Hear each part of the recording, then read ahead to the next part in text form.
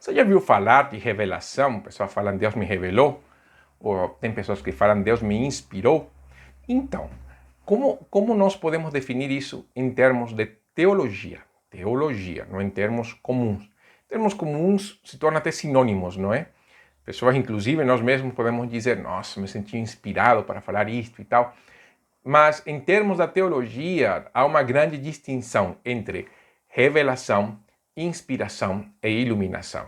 Então, eu quero explicar brevemente os três conceitos, suas diferenças e em que isso nos ajuda.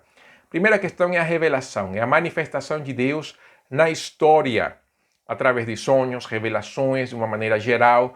De maneira geral, na natureza, vemos no livro de Salmos, quando Davi fala, quando eu contemplo os céus, obras das tuas mãos, a lua e as estrelas que formastes, eu digo, quem é o homem para que nele penses?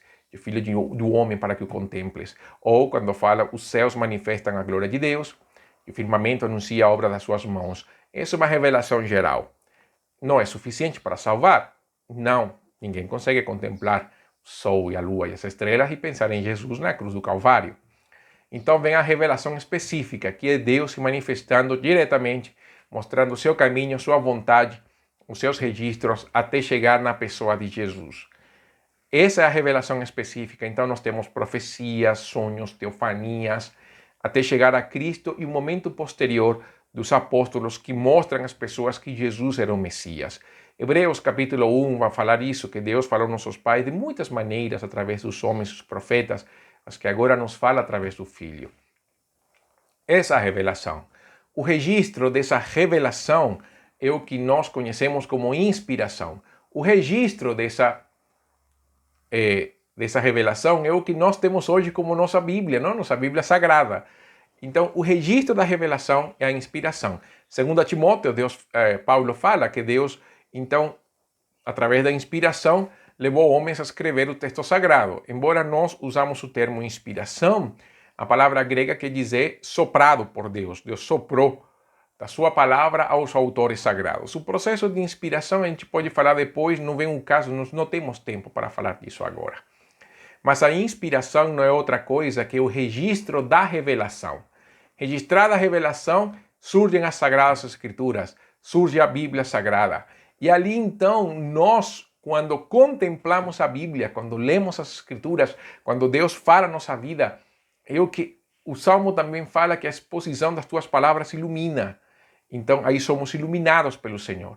A iluminação de Deus vem ao nosso encontro, o Espírito fala a nossa vida, nós entendemos as Escrituras, aplicamos o ensino, mudamos nosso ser através do processo da iluminação. Então, vamos a criar as diferenças.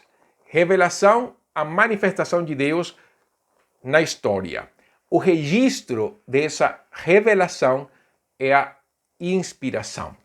E a leitura da palavra inspirada nos traz, através da ação do Espírito, a iluminação. Então, as três, tem dois eventos que são passados, que não voltam mais, revelação e inspiração. Isso não acontece mais, esqueça. Ninguém mais, teologicamente, biblicamente, usando os termos restritos, pode ser revelado, pode receber alguma revelação, e ninguém é inspirado a nada. É a grande verdade. O que hoje se fala, Deus me revelou, Deus me inspirou, se nós usarmos os termos teológicos, seria Deus me iluminou. Mas é claro que falar Deus me iluminou, Deus me inspirou, Deus me revelou, não tem a mesma força, não é? Então, e como nós usamos isso indistintamente como sinônimos, também não tem problema não. Eu quero deixar isso claro, que agora também não é uma caça às bruxas que estou fazendo, porque eu estou fazendo isso. É simplesmente para mostrar, se alguém quer usar termos teológicos, então, são esses. Mas também nos ajuda a entender o que Paulo fala, que se alguém vem com outro evangelho, mesmo que seja dos anjos, ele é anátema.